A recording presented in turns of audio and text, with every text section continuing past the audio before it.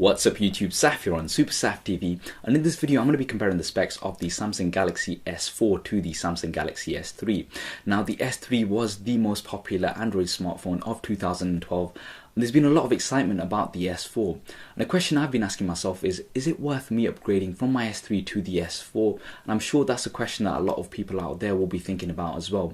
So I thought, in my usual style, let me do a head-to-head comparison between these two devices and give you guys a better idea in terms of the key differences of spec. So let's start off with the size. Now the S4 is very impressive. It's actually smaller in terms of width and also thinner than the S3. And despite that, the S4 actually has a larger screen. It's just shy of 5 inches, 4.99 inches, whereas the S3 had a 4.8 inch screen.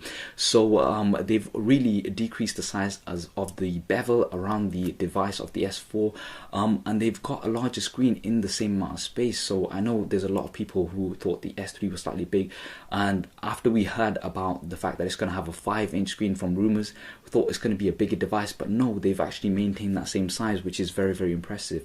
Now in terms of resolution, the S3 had a 720p display, so 1280 by 720 pixels. The S4 has a full 1080p display, 1920 by 1080, so you're going to get that full HD resolution. Videos are going to look absolutely great. You can get pixel for pixel on full HD videos. Pixels per inch in terms of PPI, pixel density, 441 PPI on the S4. The S3, 306 PPI. So obviously you've got much higher pixel density on the S4 as well. So pictures and text are generally going to look more clearer or more crisp on the S4. In terms of weight, the S4 130 grams, the S3 133 grams. So the S4 is also lighter than the S3 despite having a high resolution screen as well. Now in terms of build and design, obviously this is something that a lot of people will be disappointed about. I'm also disappointed about, is that the S4 looks pretty much the same as the S3. I was hoping for something different, but I think Samsung have gone with the if it's not broke, let's not fix it sort of Apple sort of mentality. I'm not too happy about it. I was expecting something looking a bit different, but then again, you know, they've kept that same design. They've kept it quite clean and simple. Now the S3 was obviously built with plastic, now obviously a premium plastic, but a lot of people were disappointed about that. It didn't have that premium feel. Now the S4, they're saying it's a polycarbonate casing, which is much stronger and more durable than the S3, but still, like from what I'm reading online, it is still, you know, not as premium feeling such you know, than other devices such as the HTC One. So now that's another thing to bear in mind. Now in terms of the processor, the S4, so I believe it's the international version, is going to have an Exynos 5 octa processor. Now that's going to have 8 cores. 4 of the cores 1.6 gigahertz Cortex A15, and the other 4 cores are going to be 1.2 gigahertz Cortex A7. So basically you've got 4 large cores and 4 smaller cores. Now the 4 larger cores are going to kick in for some heavy, you know, gaming and things, but the 4 smaller cores are going to be for general use, and hopefully this should be better for the battery as well. So this is very impressive. In terms of the other version, there's going to be a 1.9 gigahertz Quake version, apparently quad core. Now again, this is not too sure about this, but the general international version is going to have that octa Exynos 5 processor, which is very impressive. The S3 quad-core 1.4 gigahertz Cortex A9.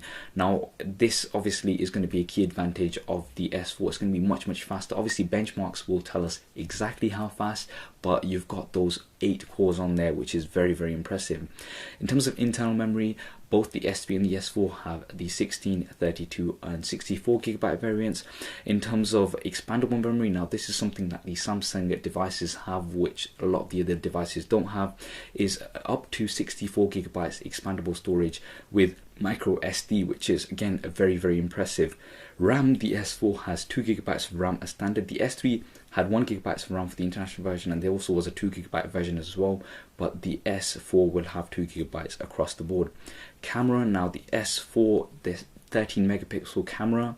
The S3 had an 8 megapixel camera, so obviously the S4 has a much larger sensor in terms of the megapixels, so you're going to have a higher megapixel count, a larger image on there. Some of the features that they mentioned, you've got dual camera, so you know when you're taking a picture or a video, you can have the person taking the picture sort of like a block, a square pasted on there. Now I think that's quite a useful video. I'm not sure I'd use it so much for pictures. You've also got drama shot. Now this is similar to HTC Zoe, where it's going to take multiple pictures and let you select one later on. And you've also got an eraser feature which lets you erase out things in pictures. Now I'd like to see this in action, but you know, that's another cool feature in there. They've also got pictures with sound. Yeah, pictures with sound. I personally don't get that, because why not just shoot a video instead? But anyway, they were quite going on about it on the event quite a bit, pictures with sound. But anyway, in terms of video, 1080p at 30 frames a second, both of these devices will support. Front-facing camera, the S4 has a 2 megapixel front-facing camera. The S3 has a 1.9 megapixel front-facing camera. However, the S4 is going to allow you to film 1080p HD at 30 frames a second. The S3 only had 720p. Now, personally for me, this was quite annoying, because you know, when you're switching from your front to the back of the camera when you're recording, when it comes to editing, you know, you have to sort of scale down your 1080p footage. So obviously this is going to be very beneficial that you've got 1080 on both sides here. Operating system, the S3 Android 4.1.2 is what it's on currently. That's what mine is on right now, Jelly Bean. The S4 is going to come with 4.2.2, so the latest version of Android Jelly Bean. And obviously both of these devices come with the TouchWiz UI from Samsung. I quite like it. The skin on the Android, I really like it. I like the additional features. Some of the more additional features that they've got on the S4, they've got a smart scroll, which is going to track your eyes and scroll automatically, or if you tilt the device, it's going to scroll it as well. And you've got smart pause, which if you look away from the device, if you're watching a video for instance, it will pause the video. Again, another interesting feature. You've got S translator as well, so that's going to do live translation from speech to text and text to speech as well. Again, it'll be interesting to see that in action. And you've also got air gestures, which is very nice, because you can sort of hover over the device without actually, you know, pressing it to get some like expandable menus, etc. Now this is similar to the Note devices, the Note 2 I believe, where you know, you can use that with a pen, just sort of hover over. So that's another interesting feature. Will these features be coming onto the S3? Now obviously things like the smart scroll and smart pause, I believe they will be coming soon, but things like the air gestures, obviously you're going to need the additional sensors for that, so I don't think that they will be getting those on the S3. Battery, the S4 has a lithium ion 2600 milliamp battery. The S3 has a 2100 milliamp battery, so obviously you've got a larger battery on the S4. It's got a larger resolution, so it's going to be pushing out more pixels. So you know, I'm not sure in terms of the battery, you're obviously going to be needing a little bit more power, but then again you've got the octa-core processor, which is going to be switching between the smaller cores and the larger cores. So again, it's going to be interesting to see what sort of usage. The S3, I've been pretty impressed with the battery usage on there. I usually get a day's out of general use out of the device without any problems, so I'm hoping that the S4 will be similar, if not better. Price, the S3 currently you can pick it up for about 350, 400 pounds, or you're looking at around about $500. The S4, they've not given official prices, but 16GB version, you're going to be looking at around about £500, maybe, you know, between 500 to 550 pounds, or around the $700 mark as well. This is SIM free for the handset only. No doubt that the S3 will start dropping even more in terms of price after the release of the S4, because the S4 is now the new device that a lot more people are going to be going for. But those are the key differences of spec between these two devices. Is it worth upgrading? Well, personally, I won't be upgrading my S3 to the S4 anytime soon, because the S3 is still a great phone, and although the S4 does have a lot of new cool features, I don't think it's worth a full upgrade from the S3. I mean, if I was starting from scratch and getting a new device altogether, then maybe I'd go for the S4 instead of the S3, but considering that I've actually got the S3 right now, I personally don't think it's worth the upgrade.